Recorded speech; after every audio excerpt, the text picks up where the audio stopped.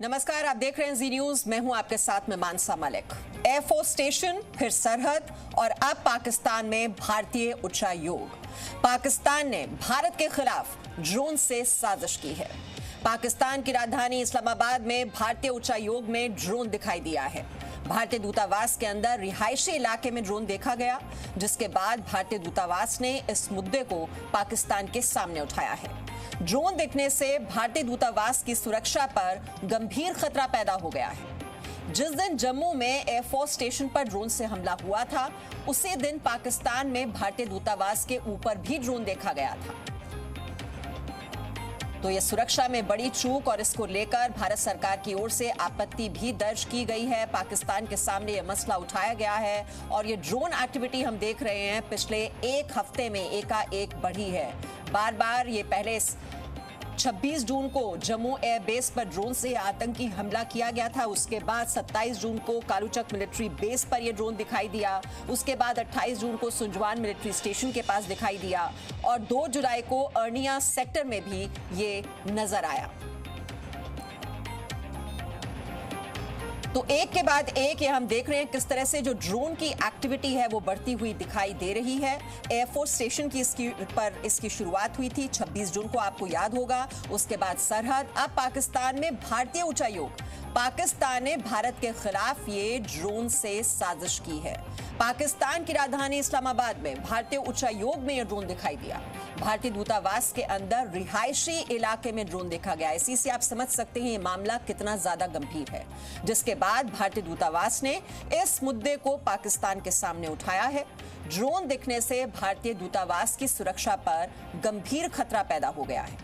आपको याद दिला दें, जिस दिन जम्मू में एयरफोर्स स्टेशन पर ड्रोन से हमला हुआ था, उसी दिन पाकिस्तान में भारतीय दूतावास के ऊपर भी ड्रोन देखा गया था और एक बार फिर से यह ड्रोन एक्टिविटी दिखाई दी है। भारतीय दूतावास में जो रिहायशी इलाका है वहां पर ड्रोन का दिखना ये सुरक्षा में कितनी बड़ी चूक है और ये भारतीय सुरक्षा के लिए कितना गंभीर खतरा है। आप इसी बात से समझ सकते हैं कि एक के बाद एक ये पिछले एक हफ्ते में हमें ये ड्रोन नजर आ रहा है। जम्मू में हमला होता है और अब ये इस्लामाबाद में जासूसी की ये नापाक कोशिश की जा रही है। 26 जून को भारतीय उच्चायोग में ये ड्रोन तब भी नजर आया था जब जम्मू एयरबेस पर यह हमला किया गया था। अब एक बार फिर से भारतीय उच्चायोग में ही रिहायशी इलाके में ये ड्रोन नजर आया है। तो ड्रोन के जरिए ये भारत की जासूसी करने की कोशिश की जा रही है, रेकी करने की कोशिश की जा रही है। इससे पहले पाकिस्तान की ओर से ड्रोन पहले भी भेजे जाते थे। ये सीमा पार से साजिश पहले भी रची जाती थी, लेकिन ड्रोन से अक्सर कुछ हथियारों की सप्लाई की जाती थी। लेकिन ये पहली दफा हुआ जब जम्मू एयरबेस को निशाना बनाया गया, ड्रोन का इस्तेमाल किया गया आतंकवादी हमले के लिए। और अब जब ये ड्रोन एक्टिविटी एक बार फिर से बढ़ी है और भारतीय उच्चायोग में इस्लामाबाद में भी ये ड्रोन एक्टिविटी नजर आई है, ड्रोन वहां पर मंडराता हुआ नजर आया है, तो ये एक बड़ी परेशानी का सबब और ये बहुत बड़ी चुनौती है। तो ड्रोन के साथ देखिए दिक्कत ये होती है कि देखने में भले ही छोटा नजर आता हो, लेकिन बहुत बड़ी चुनौती इसके जरिए सुरक्षा के मद्देनजर। और जानकारी हम ले लेते हैं, हमारे सहयोगी राजू केरनी इस वक्त हमारे साथ जुड़े हुए हैं। राजू, अब पहले जम्मू एयरबेस पर ड्रोन से आतंकी हमला होता है 26 जून को, उसके बाद कालूचक मिलिट्री बेस पर ड्रोन का नजर आना, उसके बाद सुंजावन में नजर आना, अब अर्निया सेक्टर में आज सुबह भी ड्रोन नजर आया और अब रिहायशी इलाके में भारतीय उच्चायोग में इस्लामाबाद में। मंशा आखिरकार क्या है? यह सुरक्षा में इतनी बड़ी चूक क्यों?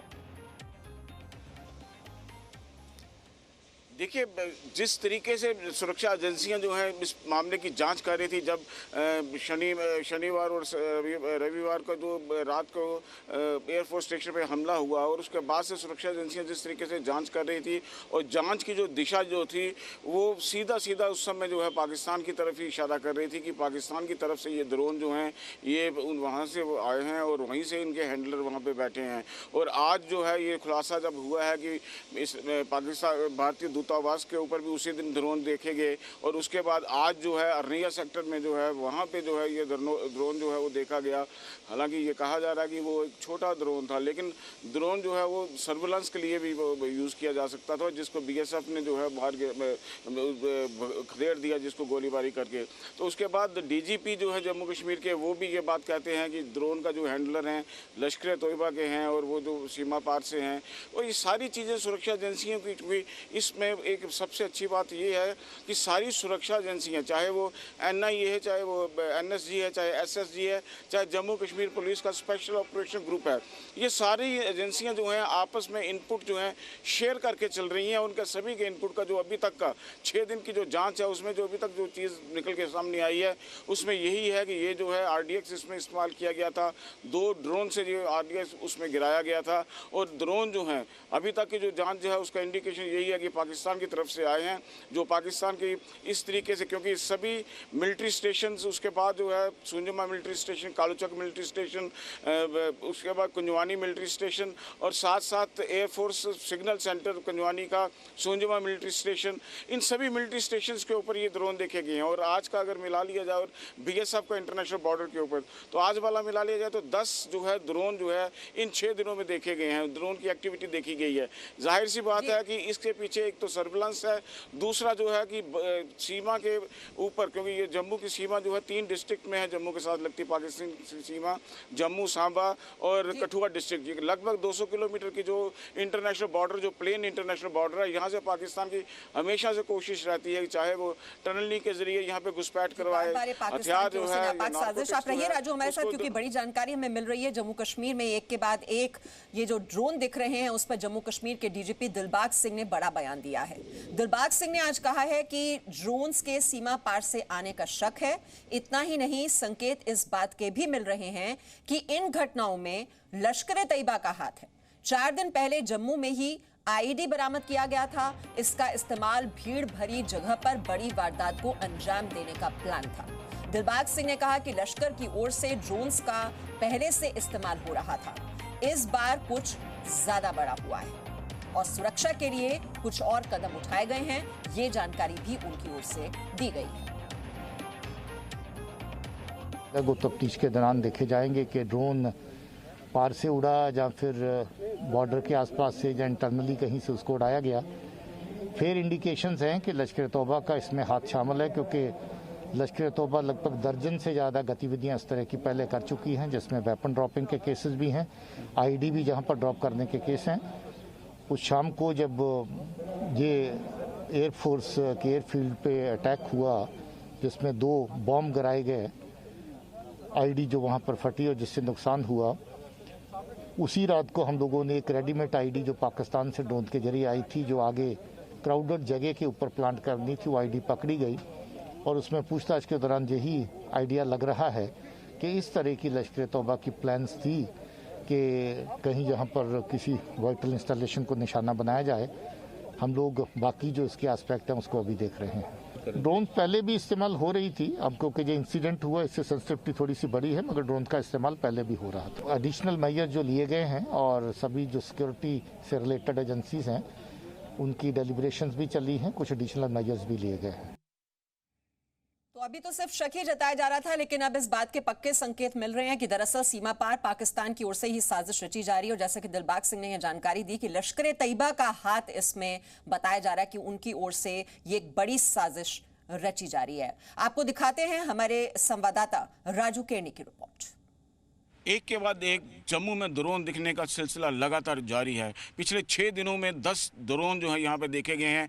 आज सुबह जम्मू के अरनिया सेक्टर में, जो कि इंटरनेशनल बॉर्डर का हिस्सा है, वहाँ पे ड्रोन को देखा गया है। हालांकि वो ड्रोन जो था क्वाडर कॉप्टर ड्रोन जो है वो ड्रोन यहाँ पे देखा गया है। छोटा ड्रोन था, लेकिन वो ड्रोन जो था इंटरनेशनल बॉर्डर के ऊपर जो है वो फ्लाई कर रहा था, जिसे बीएसएफ के चौकस जवानों ने गोली चलाकर गोलीबारी करके उसको जो है भगा दिया, वहाँ से वो खदेड़ दिया गया। सारे तार जो हैं इस समय जो है, सारे इशारे जो हैं वो पाकिस्तान की तरफ जो है वो जा रहे हैं। और पाकिस्तान की जिस तरीके से खुफिया एजेंसी इन सभी मिलिटेंट्स को मदद करती है, डीजीपी ने अपने जो है ये भी कहा कि इसमें जो है लश्कर और जैश ए मोहम्मद के टेररिस्ट जो हैं वो हमेशा से इन्वॉल्व पहले भी रहे हैं, चाहे वो नारकोटिक्स की स्मगलिंग हो, नारकोटिक्स को ड्रॉप करना हो ड्रोन के ज़रिए, चाहे हथियार ड्रॉप करने हो, इन सारे इलाकों में लश्कर और जैश ए मोहम्मद ये दोनों जो मिलिटेंट ऑर्गेनाइजेशन के लोग जो हैं वो इन्वॉल्व रहते हैं।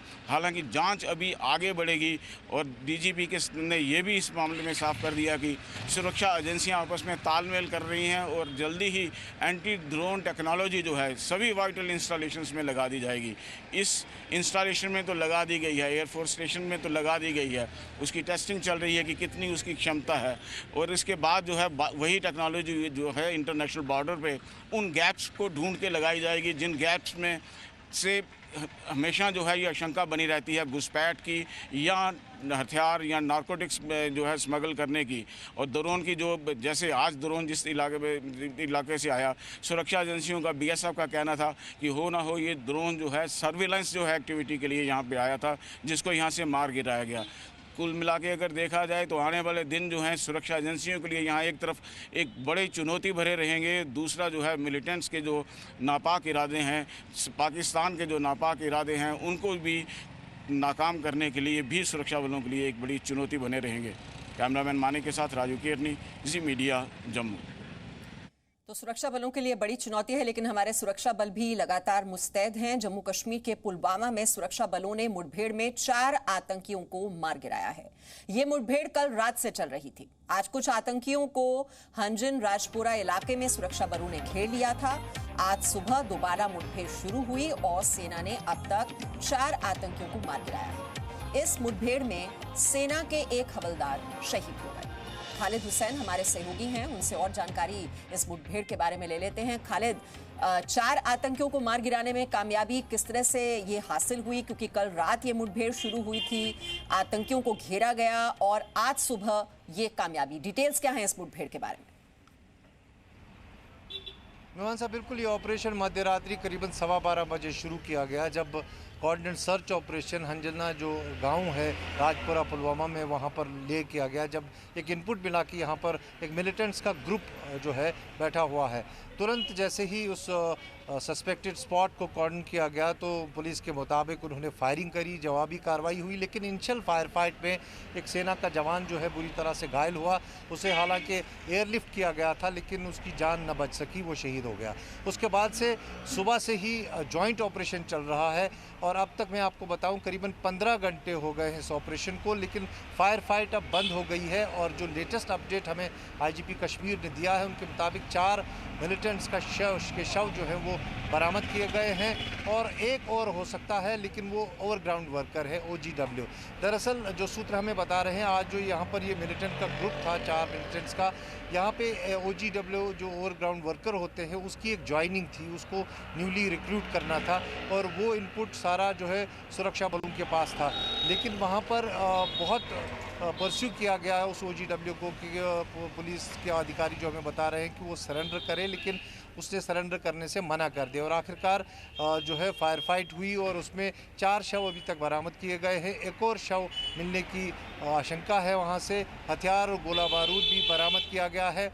सर्च ऑपरेशन अभी भी चल रहा है, जब तक न पूरे एरिया को सैनिटाइज किया जाएगा तब तक ऑपरेशन को कॉल ऑफ नहीं किया जाएगा, जो एक SOP है हर एनकाउंटर का।